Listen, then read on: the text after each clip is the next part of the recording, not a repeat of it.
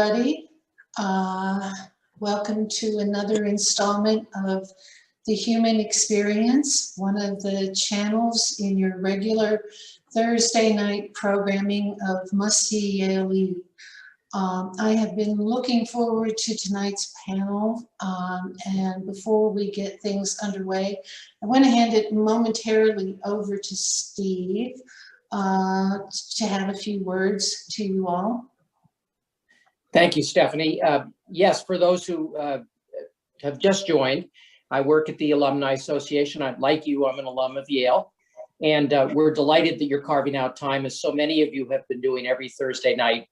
This is a reminder that these sessions are courtesy of the Yale Alumni Association, and there are many other sponsors on various Thursday nights, but the YAA stands behind this and knows it's a wonderful way of engaging all of us as attendees, but also hearing from some amazing people, such as the panelists that we're going to have tonight.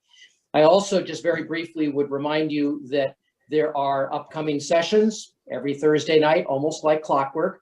And finally, if you haven't already joined our online community, Cross Campus, we welcome you to join. It's easy. It's crosscampus.yale.edu, and there you can find 16,000 other members of the Yale community with whom you can network.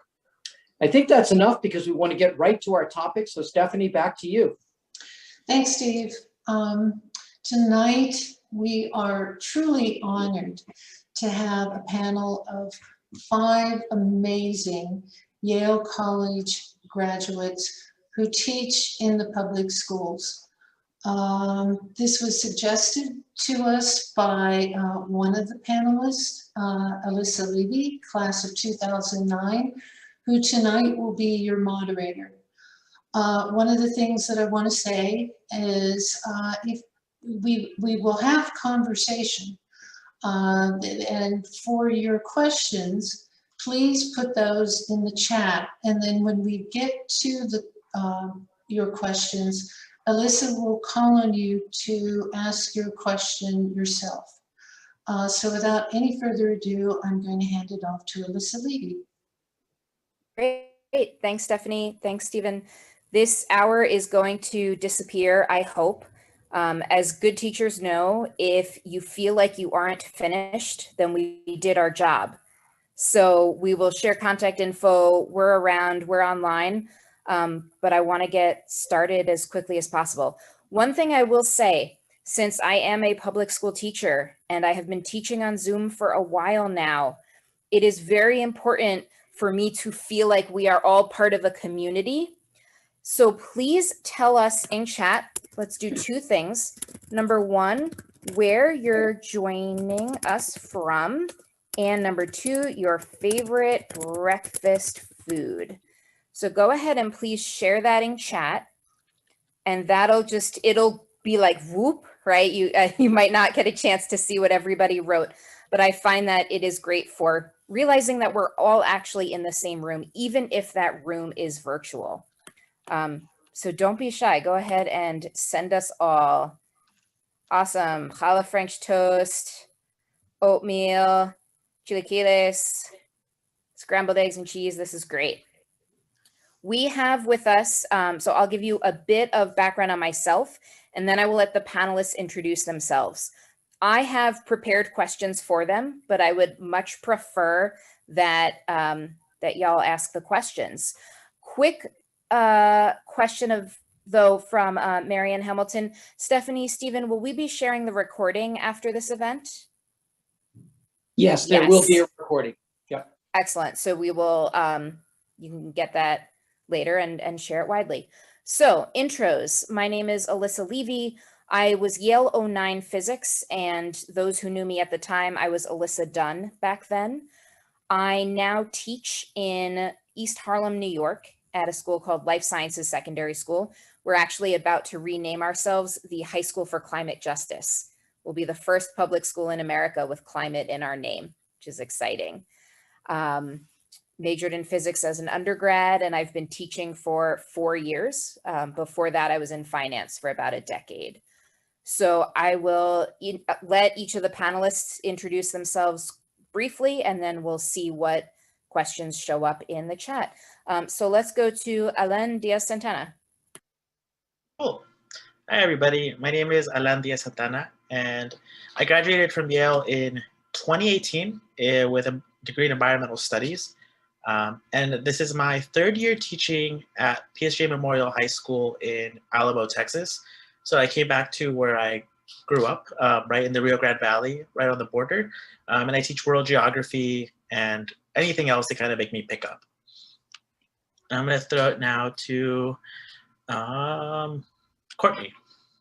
Nice popcorn, Alan. Good job there. Teacher lingo. Good evening, everyone. My name is Courtney Golub. I graduated in the year 2000 with a degree in history. I was a Saybrook, Saybrook College. I currently am my 19th year teaching. I am currently a faculty member at the San Diego School for Creative and Performing Arts. We are the only audition-only public school in San Diego County, servicing 81 zip codes. Title I school working towards our arts accreditation. It's a very exciting place to be. I very briefly, I thought I wanted to go to law school. Was working on fulfilling everyone else's dream, and 9/11 occurred. And to make a long story short, I decided to commit myself to education for 2 years. And 19 years later, I'm still in the game. So thank you for your time this evening and joining us. Popcorn. Let's see, popcorn.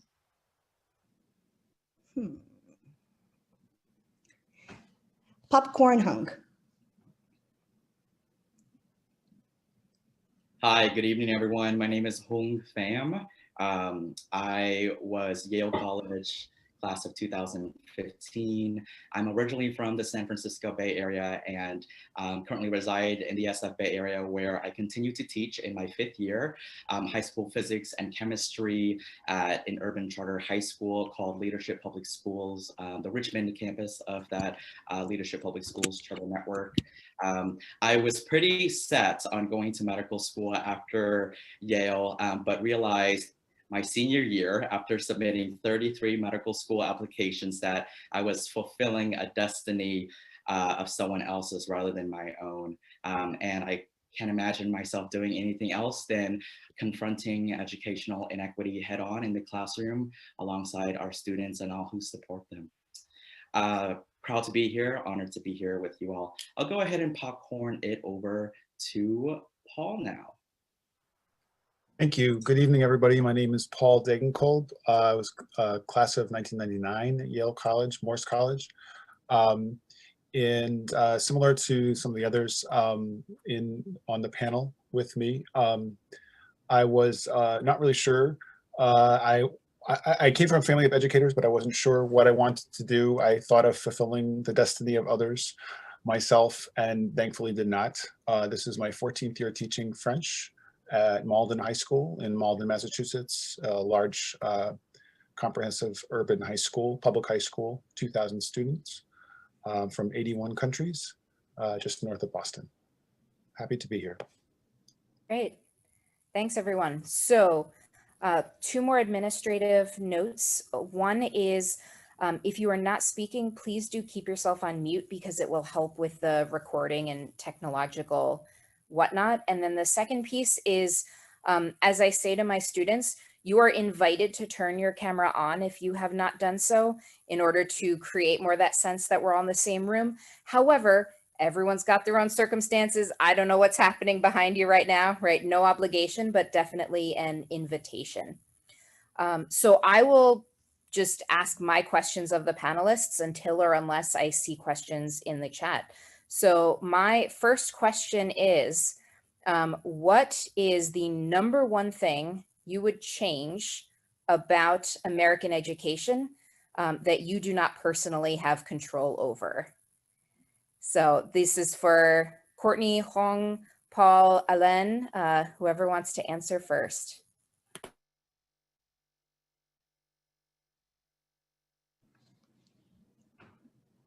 I could jump in. I'll be brief here. there's a lack of certainly systemic racism and systemic injustices that I certainly don't have control over on a large scale. I do have and can do what I can do in my bubble, and will continue to do that to work towards equity and equality. We certainly live in a world where I think in many respects, our school system, our public school system is more segregated than before Brown v. Board, and it's just more subtle, and it's more, in a lot of ways, it is very dangerous and needs to be addressed. And one of the key reasons why I'm here, fighting the good fight here. I think we need to be focusing on mental health. I think we need to be teaching young people how to cope with their emotions, starting from a very young age. So we develop young people who are capable of battling and dealing with the curveballs that life will throw.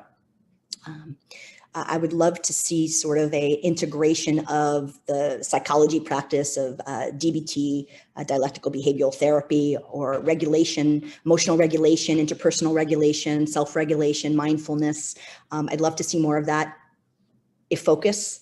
And I'd love to, shift away from, personally shift away from Common Core and start looking at issues and ways in which we can evolve as a more kind, loving, empathetic species. And so looking at systemic change from K through 12, integrating social justice education, as well as emphasizing mental health and empathy, teaching empathy.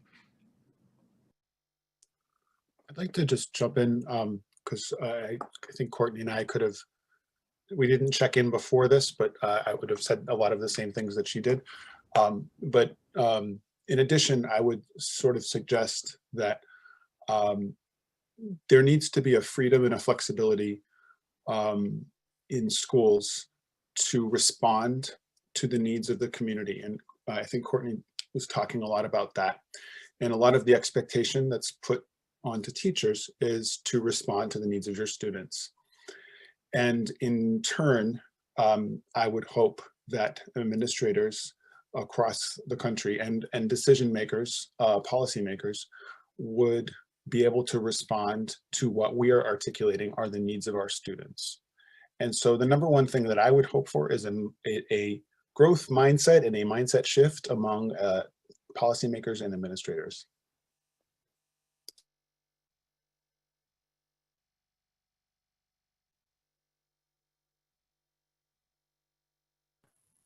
Helen or Hong?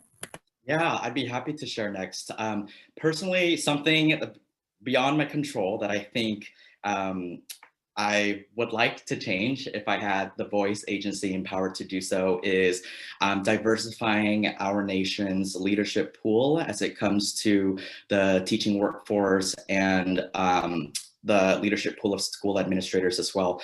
Currently, and for a while now, the American teaching force is 80% white, most of whom are white females. And I think research has shown that whether white or not, students really benefit from having teachers of color in front of them, teaching them across the gamut of subjects and really modeling for them what representation looks like beyond what might be their local scope of community or family or kind of socialization.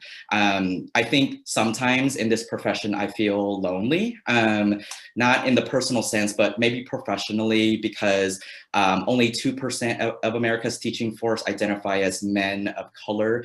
And then fewer than that, 0.5, that's not 5, that's 0.5% of America's teaching force identify as Asian men. And I think I feel proud to be confronting that head on, and not in a way that feels like saviorism or martyrdom, but doing it in a way where leveraging my narrative as a first generation person coming from a low income background, the eldest son born to two Vietnam War refugees, being able to leverage that narrative in the classroom and teaching empathy in a way that kids can really see and understand through storytelling, through laughter, through joy, and connecting through the common threads of livelihoods that I share with my students as well. I think I would do whatever it takes to really diversify, again, our nation's leadership pool in the teaching force, because as I see it, I teach in a way that is liberating and emancipatory, but not just for my students, but I'm healing alongside with them. And I think when they see me and them and vice versa, there's such beauty and magic that happens in the classroom. Thanks. Ellen? Yeah, so I echo a lot of the statements made by the previous panelists that I definitely agree. A lot of things need to change. And in my region, what I've mostly seen that I would really want to change is this focus on standardized testing, right? This year alone, I have spent now 22 days outside of the classroom administering tests or just making sure that these students are showing up to take them. And those are 22 days that I'm not in the classroom, that I'm not actually working with students. But besides that, what's been really sad for me to witness and really heartbreaking to see is that I don't do very traditional tests with my students, right? I let them do presentations, or I let them do a podcast, or I let them just kind of, I ask them, okay, show me what you've learned in this project, how you want to show it to me, and we'll work together to come up with a rubric. We'll work together to grade you, right? Where you need to be based on what you want. And the first time, they're all freshmen, that we do this, they all want to say an essay, or you can give me a test. And they're not seeing all the things that they know and all the skills that they have, because it doesn't fit onto this testing narrative. It doesn't fit into this, in Texas it's called STAR. I know it's called all sorts of names everywhere else. And it's just really sad, you know, because these students they're going out to the real world where there's not as many tests, and they don't know how to value themselves. They don't know how to show what they know if it's not being asked directly.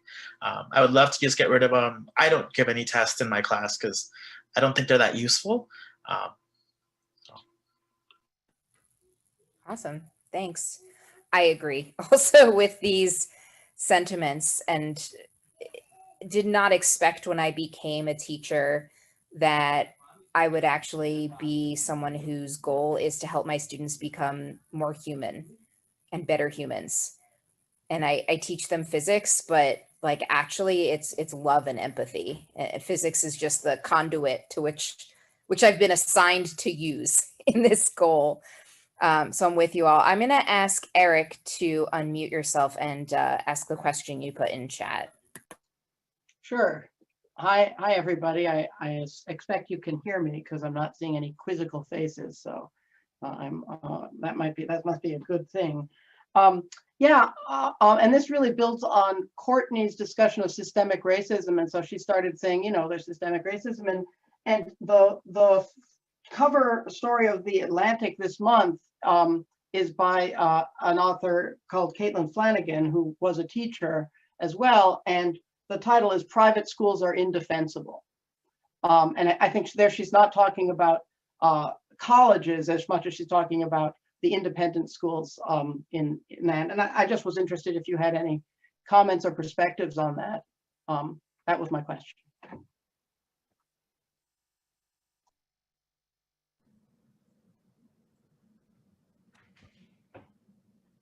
Sorry, Elissa, I don't want to jump in. Is that is this an opportunity for response, or shall you direct things? Let me know how to.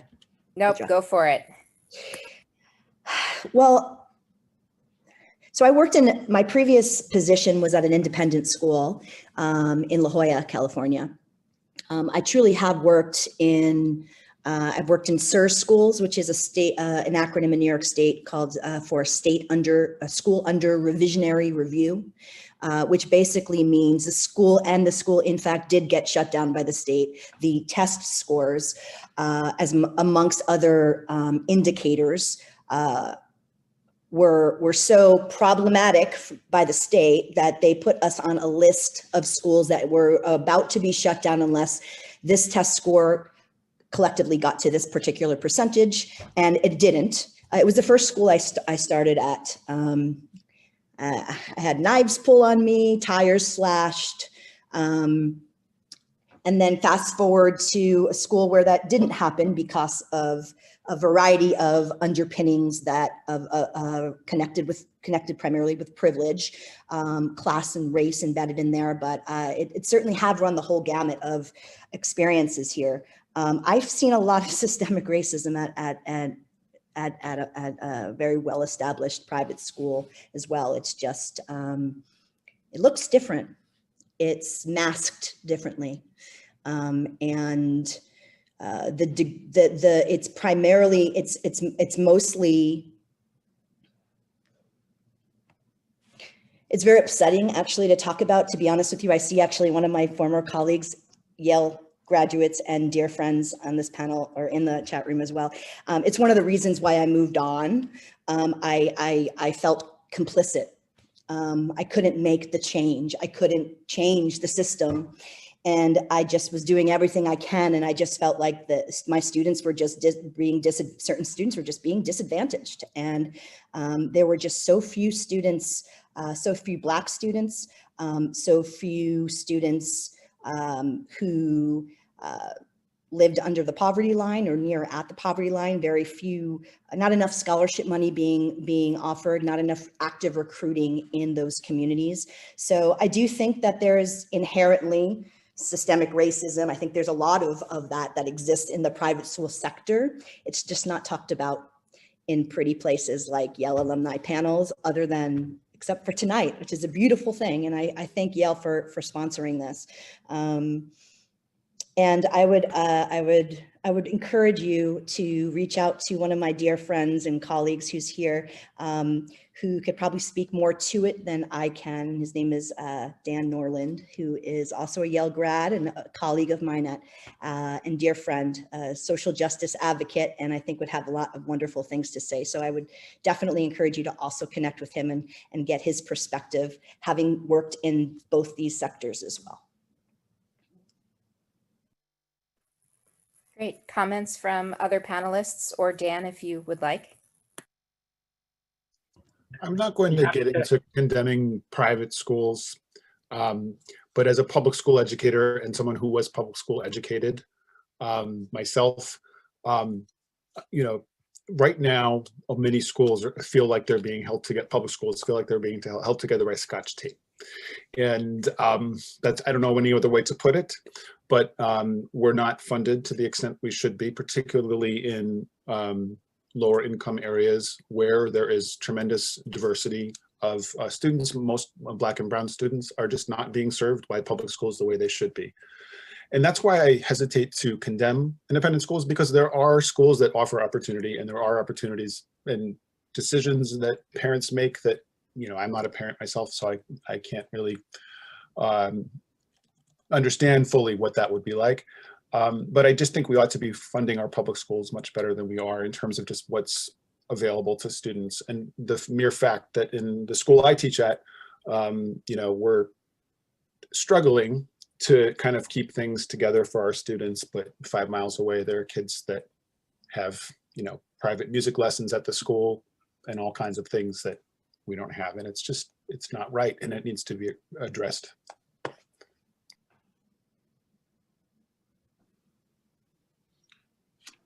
Just really quick on that topic, I'll be really quick. We don't have that many private schools in my area, and my area is almost 98% Hispanic, Latin American students. And, I don't really have an issue with some of these private schools because, they exist and they're serving their own communities usually. But something that comes to the mind to me is that there's a lot of very hostile charter schools that are actively trying to recruit students away from public schools and kind of will hint at, we want to kind of replace the public schools. And I think that has been, at least in my area, one of the bigger issues in my community of our schools are definitely underfunded, but our charter schools are overfunded, and they're coming from the same pot of money. Yeah. And one of the biggest challenges I have, especially coming from a place like Yale and a background in physics, is I love measuring things, right? I love being able to say, this works, this is more than that, this is the answer, this is the outcome. And the more time I spend teaching, the harder it is to pin any metric on it. There is nothing that an outsider could assess that I can think of that would tell the difference between when I'm teaching and it's a good day or a bad day. Like what can you measure that would tell the difference? So then how do you know? And a lot of the charter schools and a lot of when there's external funding, right? So it'll be businesses or investors working on charter schools, they're looking for metrics. And I'm someone who's always loved metrics, but I'm really starting to move away from it. The one thing that I measure is, do my students feel proud of themselves? Can they do something now that they couldn't do before and maybe thought they couldn't? And that's it. Like all the rest is whatever. I never thought I would be saying these things. And so thinking about private schools and all the different types of schools, it leads to a comparison. And so powerful experience, my first year teaching, our heater or our electricity was blown. We had to go to our backup school because, you know, you have a place you go, right, when you can't be in your building. It was a private school across the street. Opposite, you know, state of the art. Our school is run down. Their school is pristine. Everything was fancy. And the students just had all this moment of like, how come this is across the street? And how come we get what we get? And talking about like it's the facilities. The students are incredible in both places. The teachers are incredible in both places. So how does this happen? And I don't have answers. I'm kind of just working through all of this. Are there any other panelists who want to speak? Otherwise, I'm going to be calling on Beatrice next. I wasn't sure. All right, Beatrice. Cortney, oh, sorry. Go.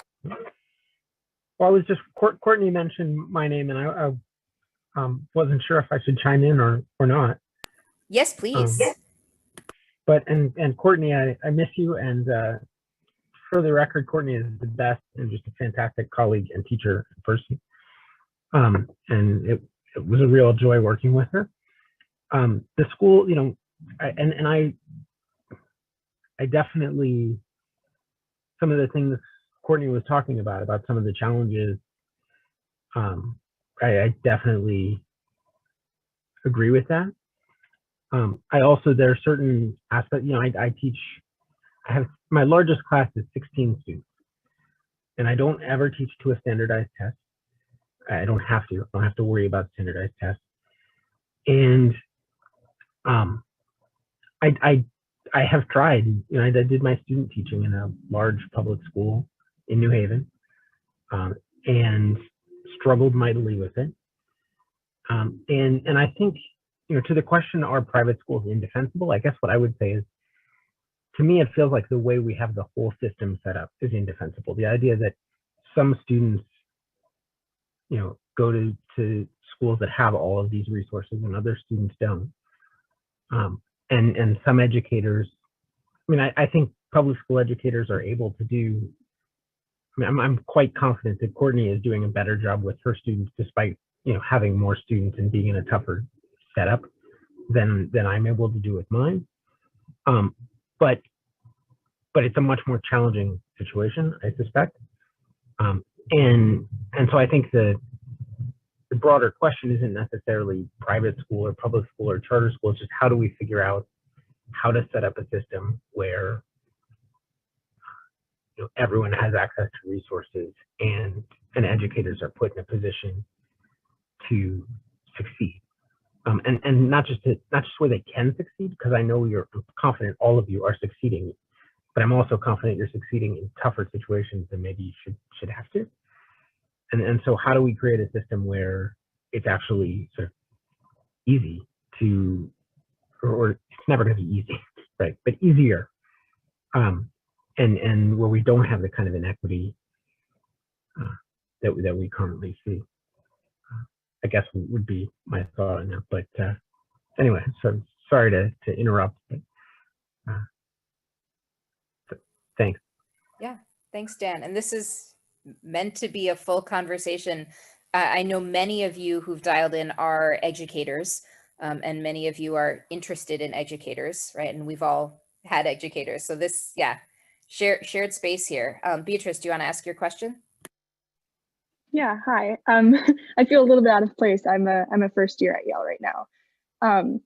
But so I guess I feel bad kind of taking this away from more of the systemic issues, but I think something a lot of us are feeling, and also, primary and secondary students in those schools as well, kind of dealing with the burnout of online education. And I've dealt with it with the students I tutor, like just generally keeping them motivated and interested in learning, even though they have to do it this way. So I guess my kind of question is, how have you been able to do that? Keep them engaged? Yeah, thank you. I'm going to just jump in on that because it's an issue I think about constantly. I was fortunate. Normally, a normal year for me, I have anywhere between 30 and 35 students in each section of my first year French classes. And then I teach an AP class. So usually I have about 150 students. And it just so happens that this year they changed the schedule around and we added another teacher in the French department. And so I was fortunate in that I only have 78 students this year, which is unheard of for me. I've always had over 120, 130. And so as a result, I was able to, it was easier to focus on community building within my classes and on social emotional learning and really making that a priority. I agree with what Cortney said earlier about just students need to learn how to manage and regulate their feelings and emotions. I think it's very important. And it's something that we as educators have to model for them. Somebody wrote in the chat earlier, there's so many things we have to do. It's true. And I think we've unfortunately done so much that it's now the expectation that everyone's always going to do it. And the burnout is real for teachers too. But for students, just checking in constantly, questions and questionnaires, fun little activities, little memes, videos, just breaking up the activities, allowing a lot of flexibility in terms of assignment choice. I mean, it was something I've always done, but really being flexible about the types of ways that students can show what they know. And just being accessible and having information be accessible. So I spent the first month of I'm probably like most teachers, I was freaking out completely for the first few weeks of school. And I just made a brand new website for my students, very interactive. I made sure everything was available and to parents, and just really emphasized a lot of communication at the beginning, so that because I was worried about how to build that sense of community and trust that I think you need, because as Elissa said earlier, and I agree with her, it's hard to really measure what's successful, but when students seem happy and like they're proud of what they've done is how I know that things are going well. And you don't have that dimension. I don't know about the rest of you, but I can't see my students. Most of them don't have their cameras on. And so I really don't have a good sense. And so the questionnaires are essential, and the kids write back all the time. And commenting on assignments, there's these comment threads that are just unbelievable, but it's community building, and you just have to make yourself open to it and accessible. Yeah, I'll jump on that. Oh, sorry, Hong, go ahead. Thank you. I just wanted to say a big yes and to the piece that Paul shared about really prioritizing community building and the humanity of our students during a time like this, when things are so turbulent and difficult for not just our young learners, but also their families, maybe the people that they are having to take care of, in addition to ourselves and the people who are in our lives as well as educators. I think, Beatrice, I really appreciate your question, because what I try to lean on when I kind of go down that mental route that you're kind of getting at, Beatrice, is although the how of what we're doing, the how of the work looks different right now, very much with distance learning, hybrid learning, and all of these different moving parts, the politics that are involved as well. Although the how looks different, the what and the why is still the same. And the what and the why is making sure that we do everything we can so that our kiddos, they love learning, they love coming to school, and they're continued to be put on a path to and through college, career, and community leadership, and ultimately such that they are consciously self-determining their own life path, living lives of choice. That's what we want. And so for me, staying anchored in that then helps me to kind of consider, well, how can I do what I was doing in terms of teaching physics in a brick and mortar building in a way that was rigorous and accessible and fun and silly, doing that over Zoom. And so some of the small, I guess, specific and concrete ways that I've done that, and there's a lot, but I'll just share a couple of things. Like, Zoom has this feature where you can put video filters to make yourself look like a potato or like a bear or like a fairy or whatever. And like just being really silly and making sure that you maintain this idea of joy in learning will keep kids coming back again and again, because that consistent joy and laughter and silliness, I think, is critical right now at a time when young people are really struggling with who they are and trying to make sense of the world. I try to kind of involve their homes and their communities and their learning. Like, we're spending a lot of time this week discussing energy and electricity. So I told them, okay, you have 1 minute to run and find a device in your family's house that has electricity. And so they're running, and one kid bought a toaster and he started making toast on Zoom, and I used that as a teaching moment. It's just making sure that you keep that element of joy and silliness at the core, so that not only are your kids having fun and still continuing to enjoy learning, but you're continuing to have fun as well, because you deserve that as a teacher alongside them. Yeah, I'll add to what Hong is saying in terms of fun, making it fun and being really honest when you're not having fun. Like, especially in the pandemic, I've gotten really good at saying, you know what, students, I'm in a bad mood today. I'm sorry. Like, I do not have my usual energy. We're going to do the best we can, and we're going to bumble through. Just like you bumble through when you don't have a lot of energy.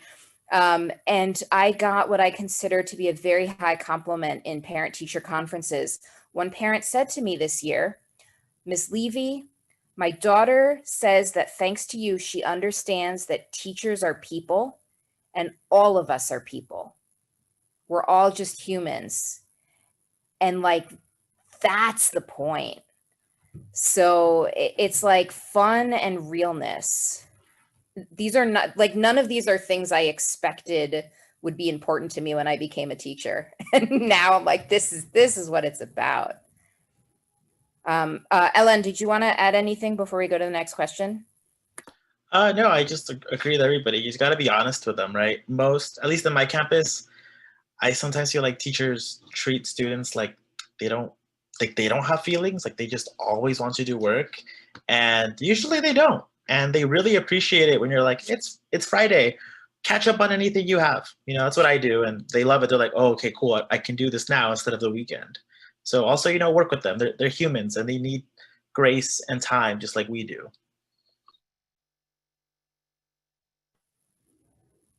All right, thanks. Hugo, did you want to ask a question?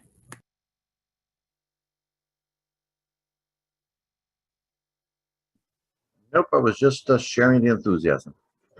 Okay, I think you had a question earlier though about. Oh, there are some questions earlier. I have to actually refresh my memory, but maybe why don't you jump to somebody else and let me revisit my couple of Stephanie questions. and then I'll come back to you. Cool, thank you. So I'm going to cheat because I put a question in chat and I'm going to ask that, but I'm going to ask a second question. What has been your most satisfying experience as a teacher? And so the second question is, can you reflect on if and how your Yale experience has affected you, influenced you, shaped you as a teacher? Whoever wants to start. Do I get to call on somebody? Courtney. Sure. Courtney. How did I know that was going to happen? How did I know that? I'm happy to. Those are brilliant, powerful questions that I hope I'm still considering in the next last what, 20, 30 years of my career, if that. I'll take the second half of the question first, Alex. So the role that Yale played in becoming an educator, or the role that Yale, my experience at Yale, I would say continues to play. I had Professor John Gaddis as a history professor in 1998, nearly a decade after the fall of the Berlin Wall and the end of the Cold War. And I took a history of the Cold War. And he was rocking out VHS tapes, this guy, and teaching the Cold War by giving us an experiential learning for the first time in my life, outside of watching the Challenger sadly blow up and Scud missiles during the Persian Gulf War in my history classroom in public school. I didn't get to experience history, and that was the clincher for me. I felt like I was able to experience the humanity. History was no longer something that I was excited to read about, curled up in a library or alone. All of a sudden, it was this collective experience. It was interactive. Technology was being used. This was before, I believe, I mean, I don't even know how he did it in 98, or maybe it was 97, but I can tell you that things were not particularly well digitized back then. I was still in the microfiche room when I was working on my thesis in 99. So times have changed, and that has continually impacts me to this day. I always think to myself, how can I make my students feel the experience, the human experience of what it must have been like in this particular situation at this particular era, whether I'm looking at, ancient Sumerian society, or I'm looking at, and we're, looking and tackling, looking at, genocide in internment camps in China today. At the end of the day, the human experience, and using technology, using any and all resources that are at my fingertips, more now than Professor Gaddis had in 20 plus years ago, that has driven my practice, continues to impact me. I'll jump in and answer the second half of the question as well, and perhaps connected to the first part. So as an undergraduate, I wasn't really super sure of myself. I'm not sure if any of us is as an undergraduate. And just, I don't know, I came from, a pretty competitive, but small suburban high school. And then I got to Yale, and I was just a little overwhelmed by all of the other people that were there. But I knew I wanted to study language, and I was really interested in French. And I was fortunate that in my first year, I just had coursework there that exposed me to a wide array of perspectives and voices, and talented professors who inspired me to study African and Caribbean French as my focus, which I'm not sure I would have gotten in many other French programs. And I, now work in a school with a large population of students who, among other places, come from, Haiti, numerous French-speaking countries in West Africa.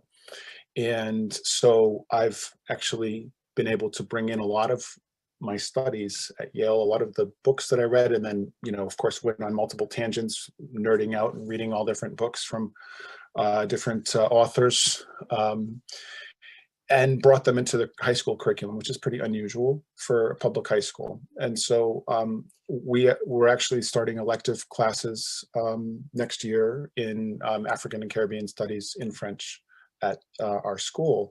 And so I guess it sort of answers both questions, because I mean, we haven't done it yet, but I'm so pleased that we're talking about this, because when I speak to other French teachers from public schools across the Commonwealth of Massachusetts, anyway, that's what I see.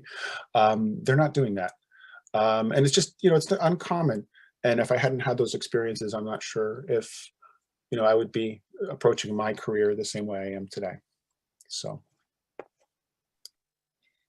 I'll go ahead and share next. My most satisfying experience teaching happened my third year as a high school chemistry teacher at Richmond High School in Richmond, California, the flagship high school of the city, considered, low performing, traumatic, things like that. But, as the saying goes, if you go looking for the things that are broken, you'll certainly find them. But if you go with the mindset of looking for the beautiful things, you'll find them too. And I think this quote really materialized when I had this student enter my classroom the first day of my third year teaching chemistry. His name was Alex. He was quite disillusioned with school and was quite resistant to restorative conversations that I was trying to have with him in order to get to know him more.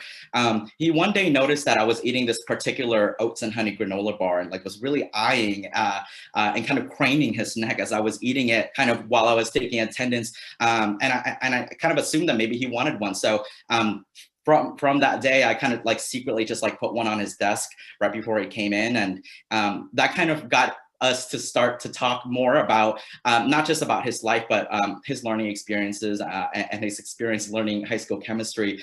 At the end of the school year, he ended up making me this card with a puppy and a cupcake on it that said, "Thank you." And essentially he was kind of telling me about how his previous science experiences were very much kind of very non-inquiry based, very cookbook, very textbook.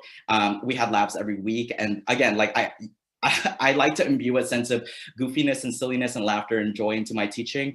He's now a senior at UC Berkeley, majoring in mechanical engineering, which I don't think it can get any more sciencey than that. And he's making his family so proud, and not least me. And so I think that kind of transformation and seeing the fruits of my labor was the most satisfying experience of my teaching career.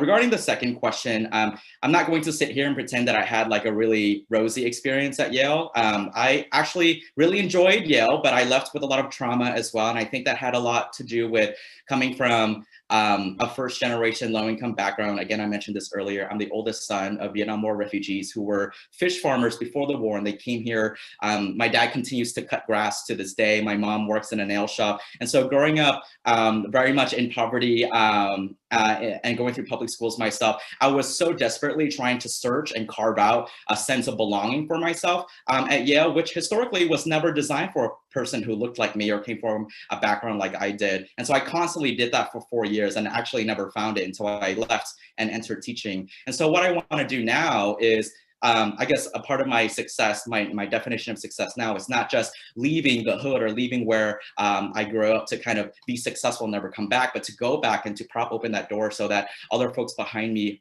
can have those same opportunities. And the way I teach, I don't just teach students content, I teach them about themselves and how to kind of demand that they feel a sense of belonging in every place and space that they walk into, because that's what they want and need, and quite frankly, that's what they deserve too as human beings that we're walking alongside on this planet.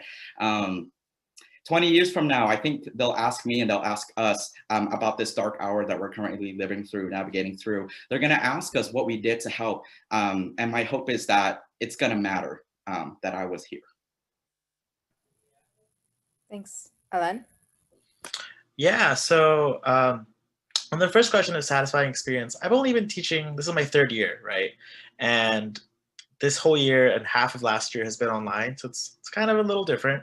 What I'm really hoping is gonna be this satisfying experience is all of my first bunch of students who everyone says is your kind of a little extra special for you, they're all graduating in May. And these past few weeks, because I was there for my campus, we do everything by the social studies teacher. I've been kind of preparing them in calling them, hey, you need this credit, you need this, you need to get this done. But I've been working with them, and their first year at the school, their teacher left halfway through the year. So when I kind of showed up, they kind of make these jokes where they're like, you promise you're not going to leave, right? Like, you're going to be here until we leave here. And I was like, yeah, I think so. Like, if they'll keep me around, I don't know what they're thinking at the principal's office. And I think now that some of them have started to kind of come back to the school for all this checking out process that we're beginning, they've been really excited, and I've been really excited to see them. Where I'm like, oh my God, I'm going to go see all these kids today. I'm super excited to go see them. Really satisfying. And to the second question, same thing as Hung. I did not have the best experience at Yale. It was very, very hard. And also coming from Mexico and being an immigrant, even some things like small things like my name, people just couldn't figure it out. And it was really hard to be myself at Yale. And now that I've come back home and that I've come back to a community that, you know, I think a lot of the people I met in college are wonderful people, and they tried their best to really get to know me. And, you know, that's fine. You know, no one's ever going to meet you 100% there. But coming back home and being in this community that meets, that just knows, you know, without even saying anything, they get it. They know either they are immigrants or their families are immigrants too, or they've lived on this border forever, has been really good to have.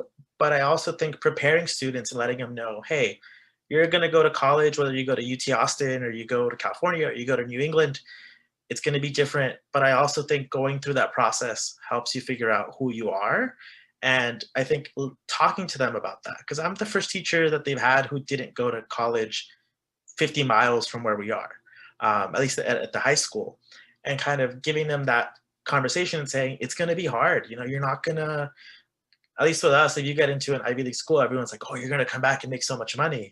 And I'm like, no, that's not always true. I'm a teacher, but you get to do all the things that you want to do if you figure things out right. So I think being able to tell them that, say it's not going to be perfect, it's not a movie, but it is going to be a lot of fun, has been kind of how I use that Yale experience to guide them. Awesome. I'll add. Yeah, I was going to say, Elissa, do you want to answer that question, and then we'll take it on home? Yeah, I was going to answer it, and then I was going to let Philip ask his, and then let that be the end. For me, it's my Yale connection. I mean, there's so many, but one thing I learned at Yale, and it was a really tough lesson, everybody has imposter syndrome. And just because people look like they know what they're doing doesn't mean they feel like they know what they're doing. And I just, out of desperation and depression, ended up connecting with people on campus and realized I wasn't alone. So that's really the message I bring to my students. And I talk a lot about the Dunning-Kruger effect and the idea that like everybody goes through this pit of despair, but it actually means that you've learned enough to know that you don't know and you're not alone, and reach out. And I'm just trying to prepare my kids to have a slightly easier transition to college than I did. But Yale's where I figured out I wasn't alone. So in some ways the opposite of Hung, right? Like there's trauma and there's connection, and we all have different versions of that played out on campus for us. Something, you know, what's inspiring, like what's satisfying. I'll just give an anecdote from literally today. This week has been my first week back in the school building after being remote for this entire year. And I had students, I had never seen them because they don't turn on their cameras. So I'm like, oh, you're Janaya? Like, oh my gosh, like, nice to meet you. And they just were playing around with the physics toys in my room and spraying water at each other. And we got into a discussion about COVID, and we started using our spray bottle and our Airzuka and building out a model for how might you figure out if the 6 feet thing makes sense. And so we're all wearing masks and we're playing, right? And I'm like, this is physics. This is science. These are the moments. So that'd be my answer. All right, it's 8:55. So I think maybe, Philip, if you want to ask your question, but maybe not all of us will answer it, and then we'll wrap up. Thanks, Elissa. I just want to, first comment that all of your energy, your inspiration, and your mindfulness about socializing your students is really amazing, and we owe you a debt of gratitude for that. I wanted to ask though if in terms of communities providing more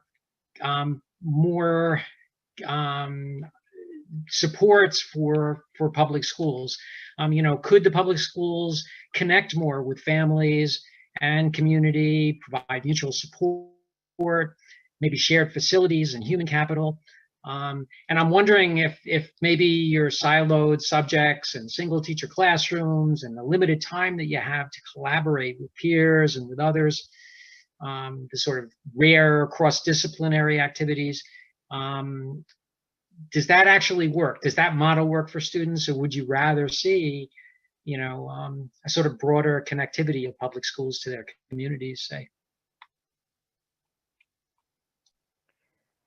I'm going to just jump in because the school that I work at is kind of a hub for the community for a lot of things other than K through or 9 through 12 education, so high school. But we are also a community center. There's parent classes that are offered at the school. Also, community college classes are offered at our school in partnership with the Bunker Hill Community College in Boston. So in a lot of ways, there are many services that are being offered by the school, but I think it needs to go more than that. It needs to be much more comprehensive than that. In terms of the siloing, that is definitely a problem. You know, there are times, especially now with the hybrid model, where I don't leave the room almost the entire school day or see another colleague. And it's quite isolating. And I think a lot of people thought going back to buildings was going to be a relief after being isolated from everyone for the year. And I don't think that's true, but I think we've made time. We've been forced to, at least in our school, to kind of find time to connect with each other and ways to collaborate with one another because we're so limited in terms of the ability to sit down and really plan things together. It's challenging, at least at my school. One more comment. Cortney, you want to be it? I'm happy to pass the torch if someone else has something burning.